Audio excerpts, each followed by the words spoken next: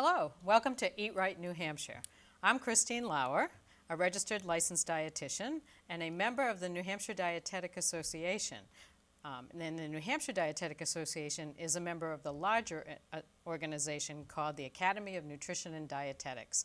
So today on Eat Right New Hampshire, we are going to be talking about internet nutrition, how to access it, and how to tell what's what on the internet, because today we're in the digital age. And in order to be in the digital age, we've brought you a digital dietitian. So Emily Cooper is my guest today on Eat Right New Hampshire, and we're going to be talking all about the Facebook, social media, as Emily told me earlier, but Facebook, Twitter, Pinterest, Instagram, which I'm pretty new at, I don't know what that is, websites, e-zines, and blogs. So welcome, Emily. Thank you for having me today. I'd like you to start off by telling us a little bit about, you have a blog that you started, and how long ago, and you have a really fascinating name for this blog that you run, and tell us a little bit about it. All right, so I started a blog called Sinful Nutrition. I started that in 2010 as a way to kind of share healthy recipes that I had developed, kind of taking sinful, as I called it, recipes and making them a healthier alternative and sharing that for people who access my blog. And then I kind of moved that and added some things as I came along, and added some fitness aspects. So I'll do, different home workouts or playlists to have when you work out, or different reviews for different, exercises out there. And then, same as day-to-day things, a day in the life of what Emily Cooper does and what I eat. And, I have guest posts that come on there, and I'll do different nutrition topics and just cover a little bit of things. But I try to focus on healthy recipes and exercise, so kind of everything that involved in healthy living and what I believe in. Well, how does someone know that your blog exists? Because you decided to start a blog because you're so passionate about nutrition and lifestyle, and you are a registered dietitian. I am, yes. So how does someone know that your blog exists? So, it's all about what you said, the social media aspects. So tapping into where everyone is going on the internet. So Facebook, I have a Facebook page for my blog, Pinterest, so I have, pin boards for my recipes, for my workouts, and then I also do a lot of connection with other bloggers and kind of networking, as the big word in everything that we do is to network. So I network a lot with different bloggers and dietitians. So you network online, however, you must come in contact with a lot of people when you're offering nutrition advice, and I'm not sure what you do for workshops or anything of that nature, but is that another way that you build people going to your blog site? Well, back in September, I actually attended a blogging conference. It's called the Healthy Living Summit, and that's just kind of a gathering of all other bloggers and even blogger readers who are interested in healthy living, and that's just kind of a great way to meet up with a bunch of people who are passionate about what you do, the same as you do, and take pictures of food as much as you do. That's something that I noticed. So sometimes what you eat, you put on the on the site. Yeah, and well, that's the big thing for Instagram is putting pictures of your food. If you had a great meal at whatever restaurant, or you made something really great that dinner, and post it on Instagram and just share it with all of your followers. Now that's interesting, because I'm familiar with Facebook, and I've heard of Pinterest, but I've never used it. So the age differences sometimes enter into the picture. But do you just go to Facebook, or just go to the web and just Google something like blogs on nutrition, and a lot of various blogs come up? Yep, and also a lot of times people will search recipes. And, I offer a lot of recipes or how-tos. One thing I just did was 12 kitchen hacks for healthy eating, so kind of easy tips and ways to make your kitchen a, healthy eating, and how to do that easily in your kitchen. So do you have any of those at the top of your head now? Well, let's see. One I did was how to, cut a lot of cherry tomatoes, so taking two lids of, margarine or anything that you use, and putting them together and putting the cherry tomatoes in between and using your knife to cut through them that way. So you showed somebody how to easily Yes. cut those tomatoes without causing a problem. Yes, and a mango, which has been a lifesaver for me, how to properly cut a mango, because I have almost lost a couple of fingers trying to cut into a mango. I gave up on them because I know, yeah. they're so impossible. So you Yes. figured out a way to do that, and then I did. you use Instagram or just your blog to put the pictures up and show people how they do it. I use pretty much all of social media accounts at different times, and there's all these different studies about what time you should post on Pinterest to get the most, reader feedback or anything. But I kind of just tap into every, avenue of social media to kind of just cover all bases and share it with as many people. It sounds to me, if somebody comes across your path, they meet you, because I know you also are a professional food service director and you have other interest in nutrition, that once they learn about your blog, so it's really specialized too, blogging.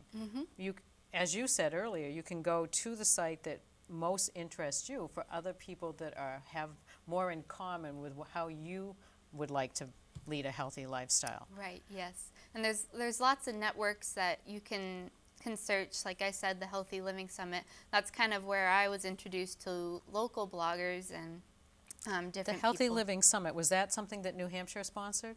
No, it was actually in Minnesota when I went. Oh, Yes. okay. So, and they You go brought to all that to New I Hampshire? did, yes. They've been to Right. Boston, a few times, and this upcoming year will be in Wisconsin, so I'll be going there for the first time to do that as well.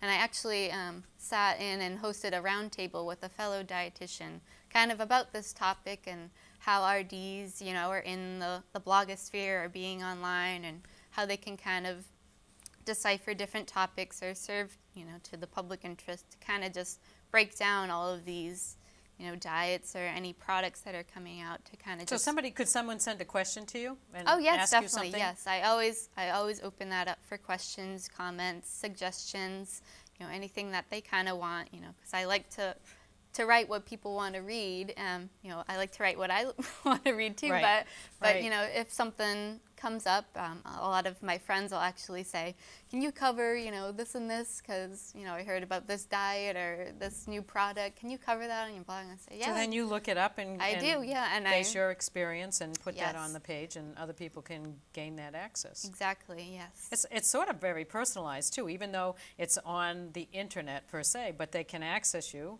It's like texting. Yeah, All pretty right. much, yeah. And they can send a picture. Yeah, and put it on Pinterest and put a recipe with it. Yeah, you can do.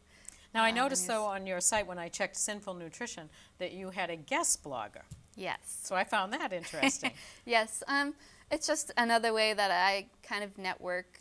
And as I said, my blog is called Sinful Nutrition, but I also focus on fitness. So, this past one I did someone who was a knitter, but she was also interested in fitness. So we kind of just, have been talking and shared the same interests. So I kind of just like to network with other people and share some of my readers, with her readers. And that's just kind of another way to open up to more people in different avenues. And if they read her blog, maybe they'd be interested in reading my blog because, we're compatible and share the same interests. So it's just another way to network. Can you and tell how many people access your blog? I can, yes. There's different, they're called plugins that you use for your blog, and it's just kind of like apps for your iPhone that you can add to your blog, and it can track, how many page views you get in a day, a week, a month, what's your top, searched.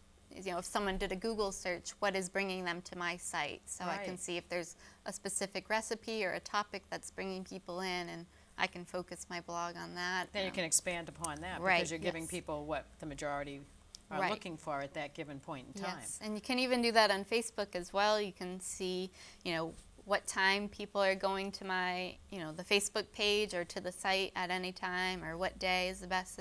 There's a lot of different things that you can use to tailor to get the most information out to the most people. Now, as a young dietitian, do you find that most dietitians, especially the ones coming out of school now, are they very savvy in social media to have blog sites and Facebook pages and Instagrams and websites? Yeah, I think social media is very, very present in today. I mean, I even know 5-year-olds who have iPhones and, probably have a Twitter account or something. But dietitians, I think they're more in tap to the social media aspect. I don't know if blogging is as much as a drive, because it is a lot of work. I'm not gonna lie. It's like a part-time job to run. Well, run you a have blog. to be a writer too. You do, and you have to be an editor and all of that, and take pictures. You know, if I make a recipe, I got to make it look good as well. Right. So use, you know, great pictures. So it is a lot of work. So I don't know if as many dietitians, if they're doing, you know, their regular 9 to 5, would be more into a blog, but It's hard to It come is. home, and especially if you have a family, yes, and right. then start blogging. Yes. So, I mean, it is a lot of work, but it is something I'm passionate about. So that makes it a lot easier. I love writing. It's always been a passion of mine. So to be able to merge nutrition and writing into one, aspect for me is really something that I enjoy. So I don't mind doing it. But, if you're just looking to kind of expand your clientele or whatnot, it might be a lot more, to do on a day-to-day basis. Well, it is interesting because people that see this program today, Eat Right Today, and they'll see you sitting here and you have a blog, so now they can go to it, but they sort of know you. They've seen you here, and they know you live in New Hampshire, so Right. they can access that. So that is a more personalized approach to it. And as a registered dietitian, they know that you have a degree in nutrition science. You're Right. able to look at research and data and evidence-based Yes. nutritional science and present them with the state of the art, because dietitians have a lot of competition out there for nutrition advice today. Yes. Especially since the blogosphere and internet came into being. I know. So that's why it's kind of good to be in that place. And where I come from, I think, it's kind of a different avenue for people to maybe get nutrition advice. Maybe they don't want to meet someone face to face. Maybe they're not comfortable with doing that. But they can ask me a question personally. It's not going to be over the internet, but Right. contact me by email and do it that way. And Right. just being able to connect with more and more people that way is really kind of rewarding for me, to know that I can be a resource for someone who might not otherwise seek it. Now, you must have disclaimers, though, because Yes. a lot of times what happens, I'm a hospital-based dietitian, so we have rigid standards with HIPAA. Right. At the hospital I work at, we cannot even email with patients. So anything smacking of medical nutrition advice without a Right. doctor's permission or, that privacy aspect is there. But out in the world of advice, or I guess information sharing, you don't have to really worry about that.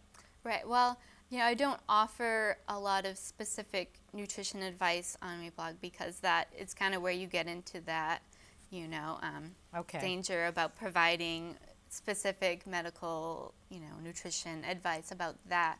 So it's kind of just leading a healthy lifestyle, if you want recipe ideas or meal planning or anything like that, you can offer that. And I don't do any for pay right now. I'm kind of working towards offering more services through my blog. Well, there's the other aspect, though, because a lot people can write a blog if they have the dedication and the talent and the skills. Right. But it doesn't necessarily mean somebody's paying you to do the blog. Right. So if you're self-employed, that's helpful, but you're not self-employed. I'm not. Yeah. Okay. I don't. So you're receive- really doing this out of love Yes. and camaraderie. Because there's something else we haven't talked about yet that you do with the blog. You mentioned it, the fitness aspect. Yes. But I happen to know that you're an insanity Yeah. addict. Yes. So I have no idea. That doesn't sound good to me at my age. But I mean, I so got if my you- dad to do it, so he's been doing it with me. Ah, So, yeah. okay. So it's fit for everyone. So but- is that just something that is an exercise program that's well known? Yes. It was actually, I think it was sold on TV, but it's just a home workout that's insane. It's very intense. And Sort I of just, P90X, Yes, and they yes, it's along scaled that it down, same- though, now to a T25 Yes, and, I'll be and starting different that things one like soon that. too. But I just did it as a way to kind of stay healthy and stay fit in the winter, because I normally am a runner, but kind of the cold weather and the 5 feet I of don't blame snow you has there. kind of prevent me from going outside. How far do you run when you run? Well, I've been training.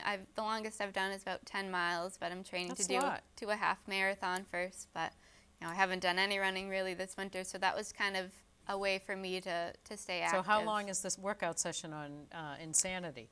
Ranges from like 40 minutes to 60 minutes, but it's well-rounded. There's some stretching at the beginning, then you'll do the workout and stretching at the end. And So are they careful to have you not hurt yourself? You know how sometimes people overdo Right. by overusing Right. one muscle or one joint? Right. Are they careful not to do that? They put a lot out there, and they have the big disclaimer at the beginning, but kind of take breaks when you need it. Big And disclaimer. yeah, Right. big long list of to seek nutrition. Which we have to do. Right, legally, but during the workout they'll tell you to take rest. And So do you take pictures of yourself and put them online, sort of like selfies on yeah. the blog? Yes, Okay. I call them sweaty selfies because Okay. it's always Well, after that's pretty good. after my workout. You won't catch me doing that with myself on a blog, but I mean, Right. And it's kind of just more for me to kind of hold me accountable and say, well, if I put it out there, I have to show that I actually did the workout. Right. And not that I'm just pretending that I'm doing it, but it's that kind is of more. something, though, as a blogger in health, you really want to try to walk the walk. Exactly. And you obviously do. Yes. And being out there and on the internet, anyone at any time can see what I'm writing and know that I'm a dietitian, and taking that kind of, with heart, what am I doing? What am I eating? And that's just kind of being in the open, and it kind of forces you to live that life. And I mean, it's easy for me because I already do, and just being able to share that with other people is great for me. But yes, you have to kind Right. of be out there and know that at any time someone can see what you're writing, and that's kind of where I kind of put a filter on it. On my blog, I know that any eyes can see it, young or old. Right, So. today and tomorrow. Exactly, anytime. 20 years from now. Exactly. If you so change. so think before you write is my little piece of advice as well. Even though you have to be that cautious, so I want people listening today to know, though, you're not giving them good information because you have to be ultra cautious of what you put online. Because I think with passion, you're actually giving them more information than a canned program Exactly. approach or something of that nature. Right, and just kind of showing that personal aspect, and that's why I like to share my day-to-day things as well, to just kind of say that I'm a real person. I have chocolate cake on my birthday, and I Okay. go out and and being able to show that to people and say, oh, she's a dietitian, and she's doing that, and just kind of being an example and being a resource, and just showing that like I said, I am a real person. I'm a dietitian. I became a dietitian in midlife. You went into dietetics at an earlier age, but you've been out for at least a few years. Yeah, I just finished my internship last year, so I came back from Alabama and got right into it. So. Okay, so just straight into it. Yes. And dietitians do this because of love of nutrition. Exactly. And I find that today there's a lot of competition, and I do respect the competition because you've heard of, I have some of the books here of the competition to dietitians Right. On the table.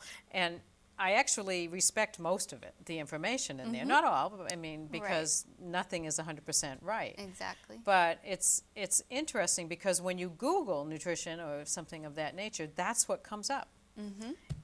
The registered dietitian doesn't necessarily come up. Right. And here in New Hampshire, we have a website, eatrightnh.org, Right. which the public can go to, but it's not always public driven. But you Right. just have taken on a role in that. I have, yes. I've become the webmaster, so I'll be in charge of doing all the posts for the actual website.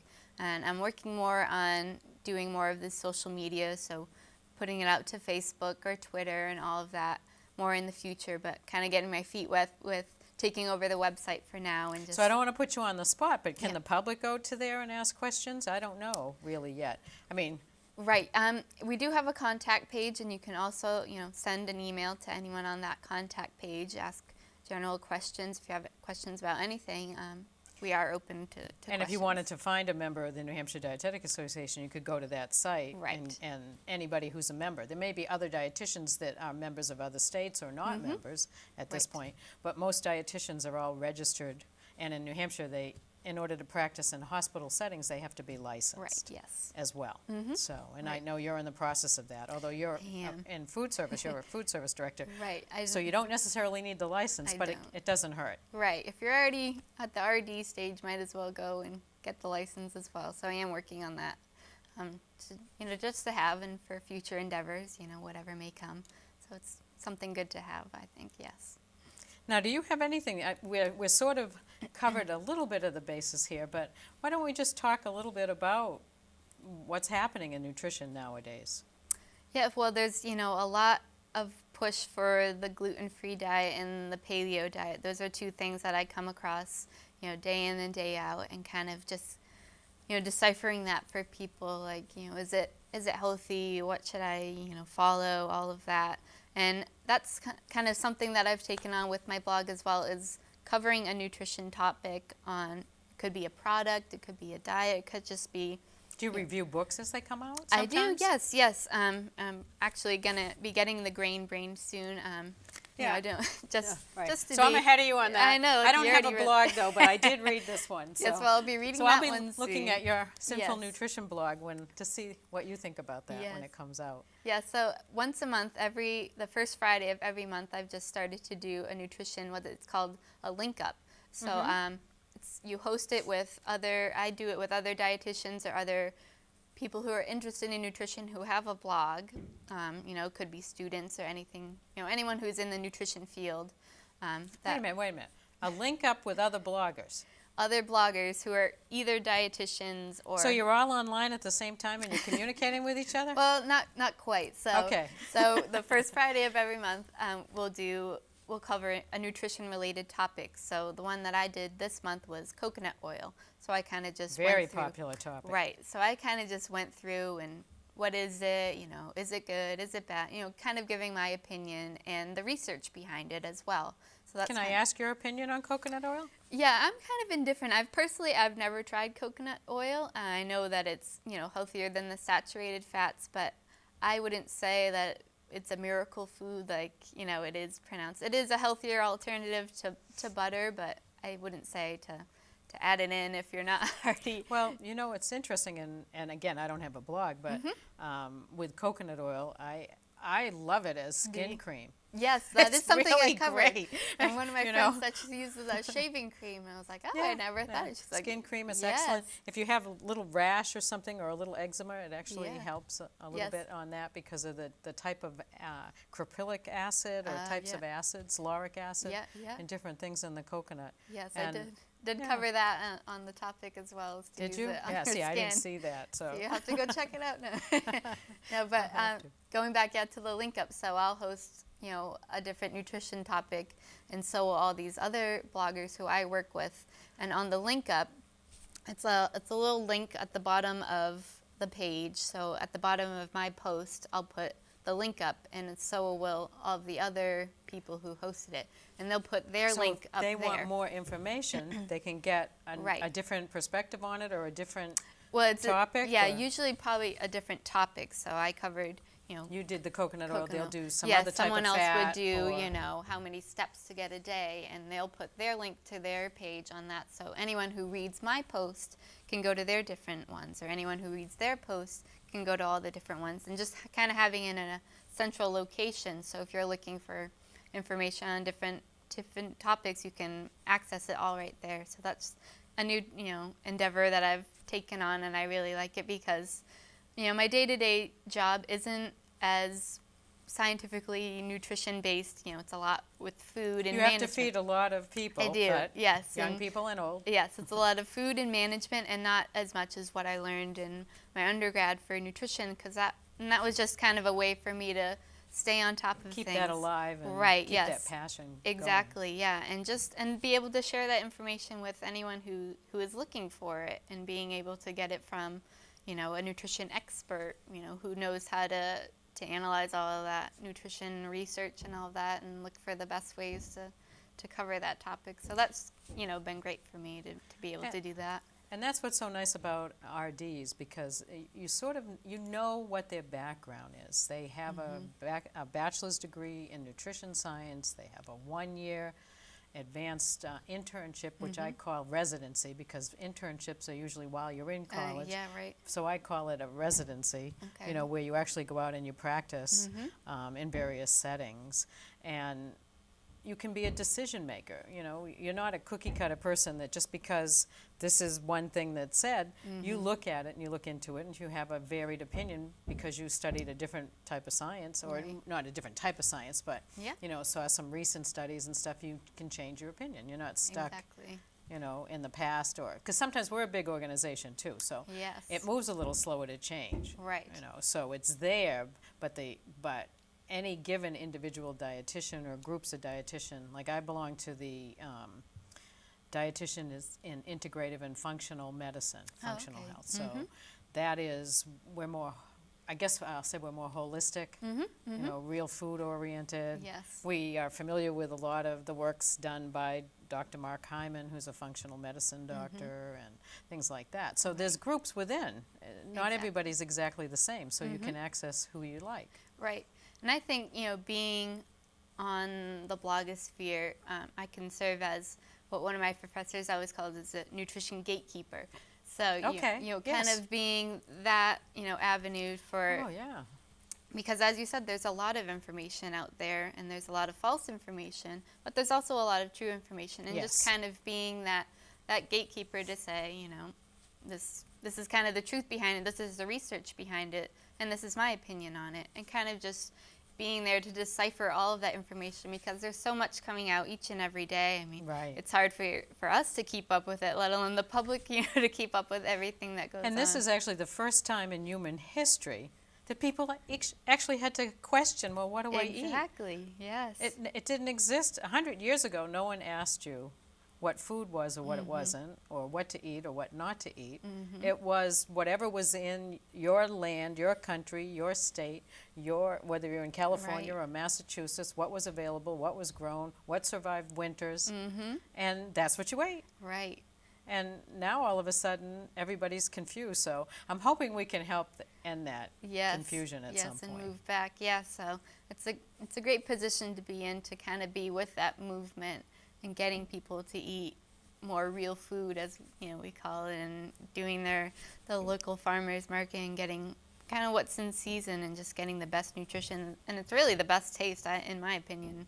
But you know, Right. local. The tomatoes, and I love season. tomatoes in the summertime. Yeah. So I always get them, even if they might be $1 more per pound in some cases, but I Right. still save for that because I so enjoy it. Right, except for right now, you know, they're probably like, you know, bouncing balls because they're not the Well, best no. quality tomatoes right now. So I'll save I them. suppose there are some people with hothouses, and now they That's move true. things around the country, but you really don't want, sometimes when they move them from like California to here, they ship them green. You Yeah. know, so by the time we get there, they don't taste quite the same as they would locally right here in New Hampshire. Exactly. Yeah. And how long have you been up in New Hampshire now? I've been in New Hampshire my entire life. I just Oh, went okay, to. so you just went to Alabama. I just went to Alabama, kind of planted my roots down there for a year, and did that with the Department of Education, and you know, did all of that, and it focused more on, you know, the school nutrition and all of that. But it was definitely a different pace of life, and you know, different. Right, so that's eye-opening there, It too. was, it and really some of was. their nutrition advice, because of regional differences, would be different than here. Exactly, yes. We saw a lot more collard greens and black-eyed peas on the school menus that probably wouldn't fly so well Wouldn't up fly here, but collard greens are so great. Oh, and they're so delicious. And they have a yes. lower incidence of macular degeneration because they Yeah. eat so many greens. Yes, see? So there's- yes. we can learn from all areas. Oh, yes, and I enjoyed all the different foods they have down there. I definitely. And I went to, we're probably running out of time Oh, shortly, yeah. but, and I did go to the winter's, Tilton Winter Market Oh, up okay. there.